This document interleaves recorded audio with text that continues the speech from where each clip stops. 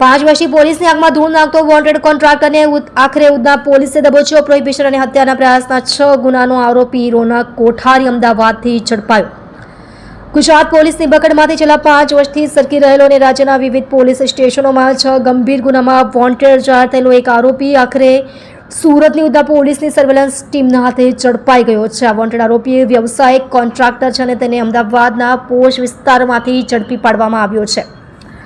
આરોપી કોન્ટ્રાક્ટનો ધંધો કરતો હોવાથી સતત લોકેશન અને ઓળખ બદલતો આરોપી રોનક મિશ્રીમલ કોઠારી ઉંમર વર્ષ 39 માત્ર દારૂબંધીના ગુનામાં જ નહીં પરંતુ એક ગંભીર હત્યાના પ્રયાસના ગુનામાં પણ વોન્ટેડ હતો। પોલીસને બાતમી મળી હતી કે આ ફરાર આરોપી અમદાવાદના ગોતા વિસ્તારમાં વૈષ્ણોદેવી સર્કલ પાસે આવેલી પરમેશ્વર ટ્રાઇડેન્ટ નામની સોસાયટીમાં છુપાયેલો છે। મૂળ રાજસ્થાનના ચિત્તોડગઢનો વતની રોનક કોન્ટ્રાક્ટનો ધંધો કરતો હોવાથી સતત પોતાના લોકેશન અને ઓળખ બદલતો રહેતો હતો। પોલીસે આરોપીની ધરપકડ કરી કાર્યવાહી હાથ ધરી।